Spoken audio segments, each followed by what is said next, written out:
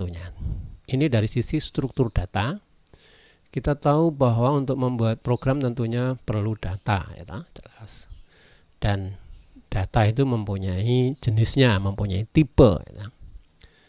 Nah, tipe data ada yang kita tahu harus ada jangkauan nilainya. Kita harus tahu jangkauan nilainya. Nah, numerikah atau non numerik dan seterusnya. Dan ukuran memorinya ini juga sedikit harus tahu karena untuk efisiensi penggunaan memori. Dalam konteks pemrograman efisiensi cukup penting baik waktu maupun memori. Pada C++ ada dua tipe data. Dasar adalah tipe data yang dapat langsung dipakai, ya, tipe data primitif, ya. Dasar, kemudian tipe bentukan dibentuk oleh tipe dasar, ya. Ya, nanti kita akan belajar itu. Salah satunya ada array gitu, ya. Kemudian struct. Kemudian tipe dasar itu ada ya beberapa, mungkin tidak, tapi golongannya ada golongan bilangan bulat integer, ada logika boolean gitu, ada karakter, ada bilangan real, ya, jenisnya float atau double dan seterusnya, dan string gitu. Nah, tiga yang pertama ini sering disebut sebagai tipe ordinal karena ya ada suksesor atau predecesornya, ya, bisa diubah dalam bentuk nilai integer nanti, ya. Karakter itu misalkan A berapa itu ada. Ini beberapa tipe dasar. Jadi di sini ada char itu 1 byte ukurannya, ya. Kemudian ada yang sign, ada unsigned, ini keterangannya. Kalau kita yang tidak pakai tanda itu berarti unsigned, itu lebih yang positif saja, seperti short in ini 2 byte, ya. Kalau 2 byte 16 bit, ya hanya bisa 2 pangkat 16, 0 sampai 65 35 ini, ya. Tapi kalau ada negatif maka dibagi 2 seperti itu. int itu 4 byte, ada long int juga 4 byte, yang paling panjang ada long itu 8 byte. 8 byte itu sudah 64 bit, itu 2 pangkat 64, ya segini nih, ya. Untuk unsigned, kalau ada tandanya dibagi 2 seperti itu. Kemudian bilangan bulat itu ada operasinya, operator yang kita gunakan plus minus kali, kemudian pembagian bulat. Pembagian bulat ini 7 dibagi 2 ya 3, ya, bukan 3,5 kalau untuk bilangan bulat golongan integer tadi. Kemudian modulo sisa hasil bagi atau ya modulo.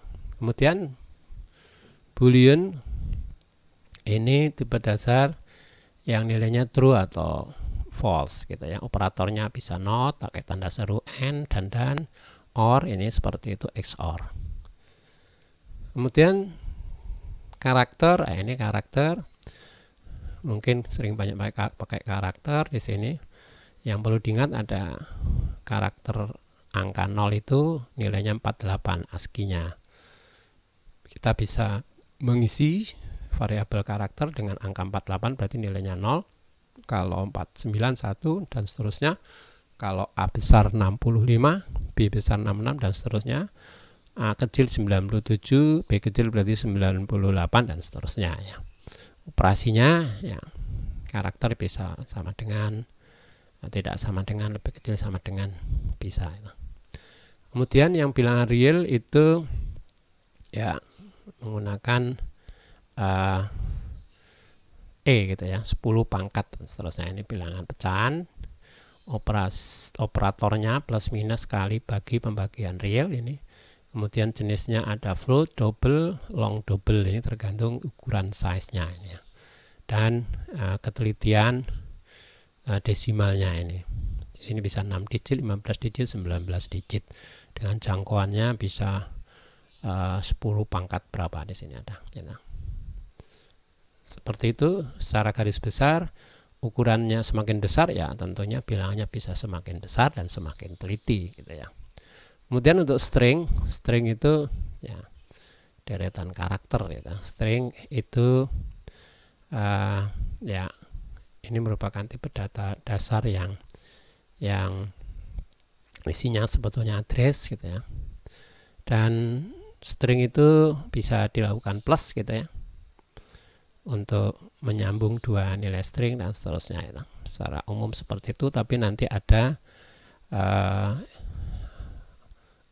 input function ya, fungsi-fungsi yang khusus untuk operasi daripada perbandingan string seterusnya itu. Kita harus belajar ke sana juga. Kemudian tipe bentukan yang tadi saya katakan, tipe yang diberikan sendiri oleh programmer ada dua macam ya. Tipe dasar yang diberi nama baru lah, misalkan kita ingin membuat type def int bilangan itu ya, sehingga int sekarang diganti bilangan, tapi orang jarang melakukan seperti ini. Ada juga tipe bentukan array, larikan, atau struct, record atau rekaman seperti itu. Kemudian satu lagi mungkin sudah biasa, ini nama identifier. Nama itu identifier atau peubah variabel. Ada konstanta, ada tipe bentukan, itu nanti memerlukan nama ya. Nama fungsi juga gitu ya. Kita nanti ya mikir gitu ya. Oh, ini pakai nama apa ya? Kalau bisa nama itu sesuai isinya. Kalau membuat variabel umur ya usia atau umur, nama name atau nama begitu. Speknya seperti itu. Kemudian aturan penamaan saya kira secara umum hampir semua bahasa pemrograman sama. Diawali dengan huruf, tidak boleh menggunakan list word, keyword yang ada di C++ tentunya. Huruf besar dan kecil ini case sensitif ya. Berbeda dengan pemrograman Pascal misalkan, itu tidak case sensitif. Kemudian nama tidak boleh mengandung operator ya, plus minus, kali, bagi dan seterusnya, tidak boleh tanda baca, spasi dan seterusnya ya. Jadi pakai aja simbol-simbol yang lain masih banyak. Variabel adalah suatu identifier non standar, artinya yang kita buat sendiri, yang tidak ada di C++. Nilainya tentunya bervariasi, nilainya berubah-ubah ya, tidak tetap. Variabel ya di sini artinya ya sepertilah pada variabel pada aljabar seperti itu. Dalam C++ ini harus didefinisikan terlebih dahulu ya pada umumnya gitu ya. Pada sebuah program harus dideklarasikan dulu. Ketika variabel didefinisikan, maka tipe data juga harus dispesifikasikan. Memorinya tentunya akan dialokasikan sesuai dengan tipe yang digunakan, seperti itu. Nah, ini contoh aja deklarasi, bisa menggunakan bentuk secara umum, tipe data, spasi, identifier. Seperti ini, float, my number, misalkan.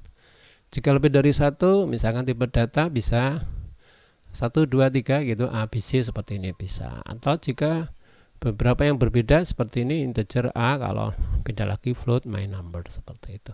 Bisa campuran, tapi kalau sama bisa dijadikan satu seperti itu. Kemudian deklarasinya ya ada unsigned, short, in dan seterusnya, nanti pelajari tipe data. Kemudian ada sign int atau int saja seperti itu, ini dianggap sebagai sign int ya, untuk mempersingkat. Kemudian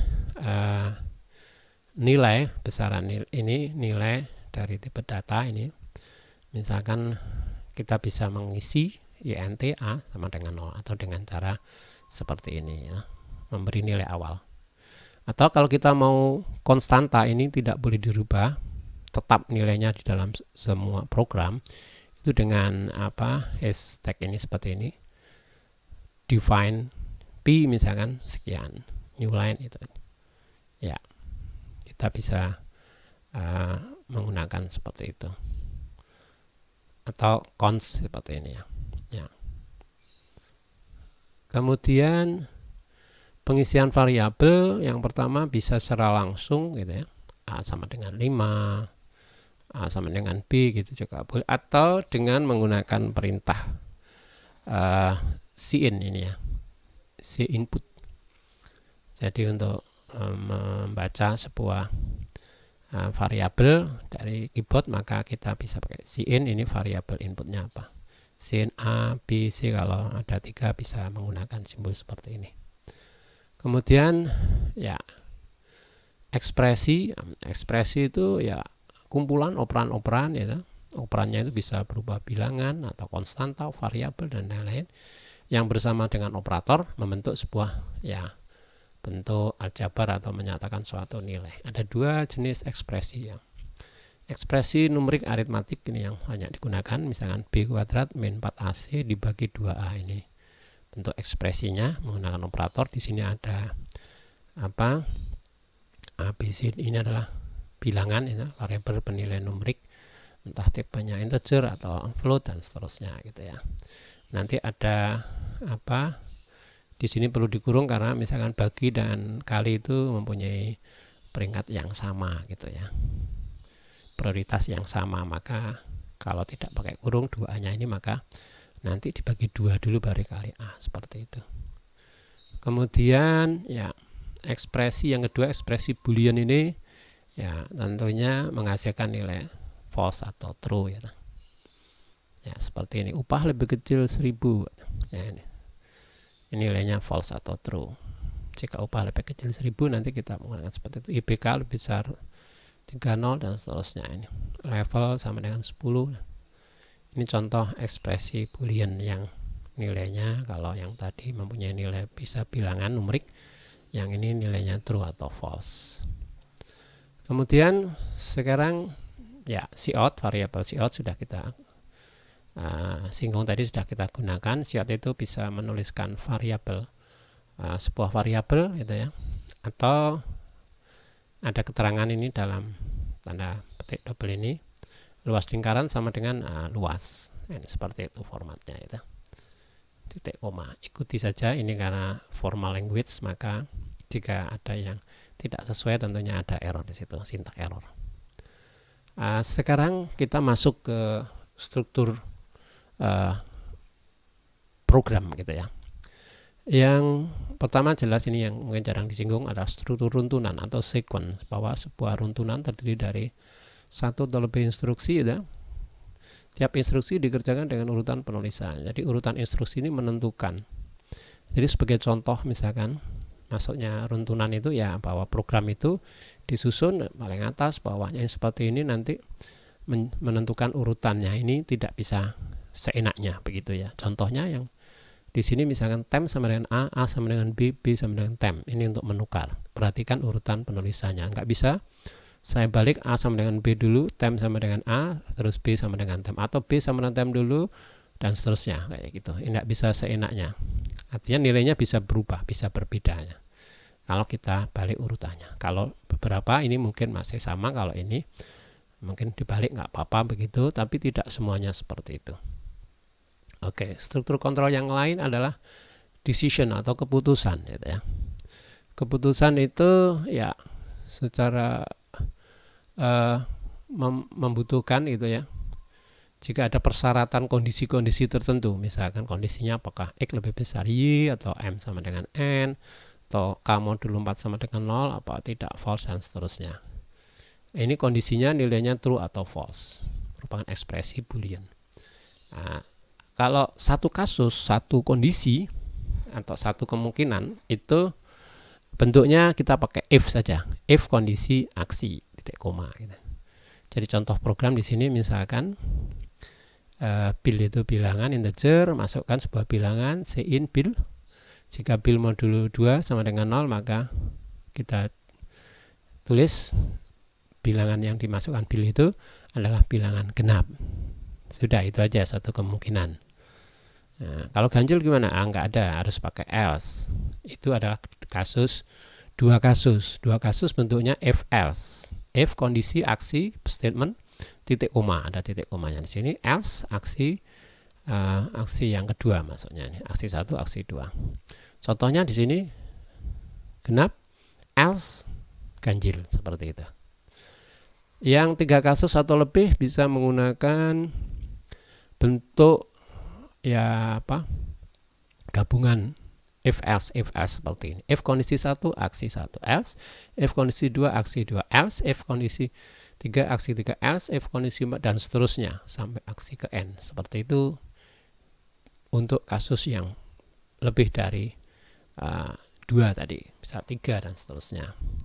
Jadi contohnya misalkan masukkan bilangan ini nilai ya, CI nilai, ini ya sudah ada. Terus jika nilainya lebih besar 80, maka nilai sama dengan A. Jika tidak, maka dicek, berarti kurang dari 80. Besar 65, nilainya B. Jika tidak, else. Jika nilainya lebih dari 80, maka C.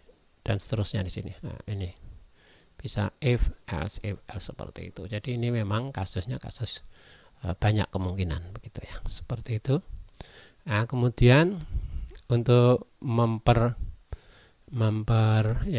ada untuk mempersingkat yang bertingkat-tingkat tadi bisa menggunakan switch ini ya. Switch bentuknya adalah switch sebagai berikut ini. Switch nama variabel, ada nilai 1, nilai 2, aksinya apa. Di sini ada break untuk memutus gitu agar pilihannya ini saja, tidak ke bawah-bawah begitu ya. Kemudian kalau tidak ada yang memenuhi, ada defaultnya. Sebagai contoh seperti ini, misalkan ini ada konversi nilai, masukkan sebuah bilangan nilai angka, lalu nilai angka dibagi 10 ya, ini misalkan 100 ya, nilainya 100, ini dibagi 10. Jika 10 ini dikosongin, berarti 10 dia akan mengerjakan, karena nggak ada break, dia akan mengerjakan kasus 9. Nah, pada kasus 9 maka nilainya A, jadi 9 dan 10 nilainya A. Setelah itu break tidak akan ke bawah.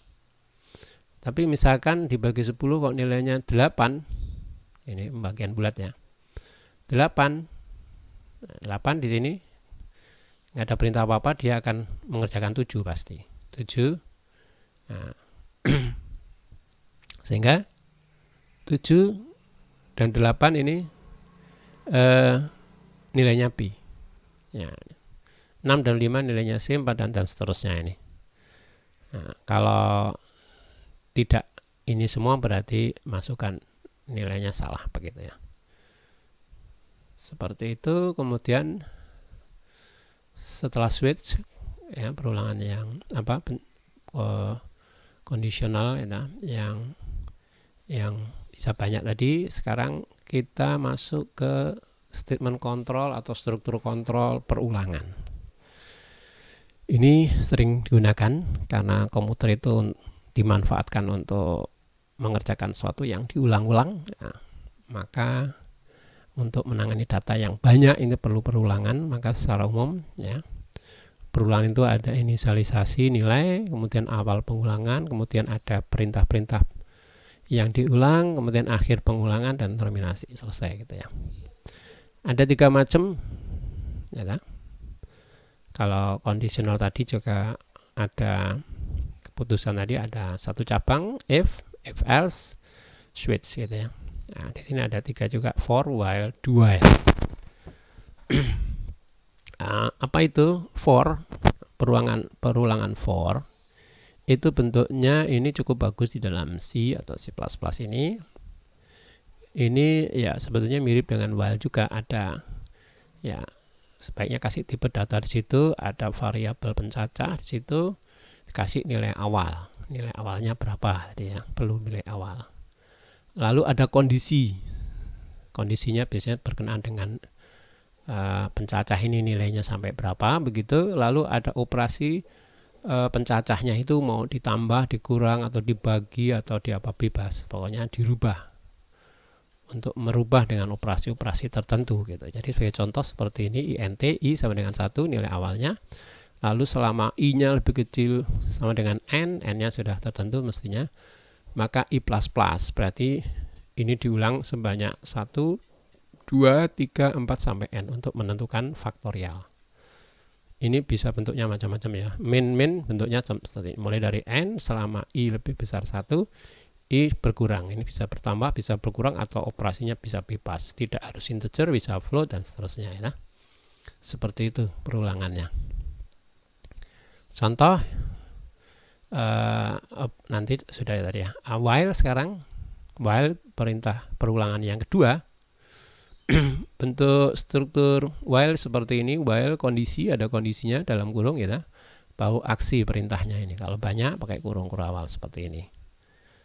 While itu selama ini true, maka kerjakan perintahnya, faktorial kali ini kerjakan. I-nya diawali faktorial, diawali 1, I-nya 1, selama lebih kecil n, ya, kalau pakai while seperti ini bentuknya. Sini ada i plus seperti itu. Oke, yang ketiga adalah do while. Do while ini bentuk umumnya seperti ini. Do, kerjakan aksi ini, perintah-perintahnya. Kalau lebih dari satu ya pakai kurung kurawal, kurung buka tutup. While kondisi. Jadi perbedaan while dengan do while itu dicek dulu kondisinya di depan. Kalau do while aksi harus dikerjakan dulu baru kondisinya diketahui, misalkan seperti itu. Jadi ceknya belakangan begitu. Contohnya seperti ini, while-nya di belakang seperti ini. Kalau untuk kasus seperti ini masih sama. Jadi untuk penggunaannya, jika kondisinya ini menunggu dari perintah di dalam ini, blok perulangan ini, sekali minimal dikerjakan kalau ini. Kalau yang while bisa tidak sama sekali dikerjakan itu, karena langsung false.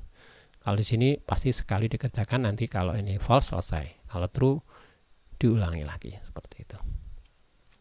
Nah, sekarang terakhir tentang tipe data array ini yang cukup penting untuk menangani, untuk memanipulasi data yang banyak ini ya, tapi tipenya sama. Jadi array ini merupakan tipe terstruktur. Kalau kita menangani data yang banyak, tapi tipenya sama, kalau tipenya macam-macam nanti ada struct gitu ya. Kemudian deklarasinya ya tipe datanya apa, misalkan int, float, double atau string dan seterusnya, nama variabel array. Kemudian kurung siku ini buka tutup, sini banyaknya indeks atau banyak datanya berapa. Contoh int nilai kurung siku 100. Berarti akan tersedia indeks mulai dari 0 ini 0 dipakai ya 0 sampai 99.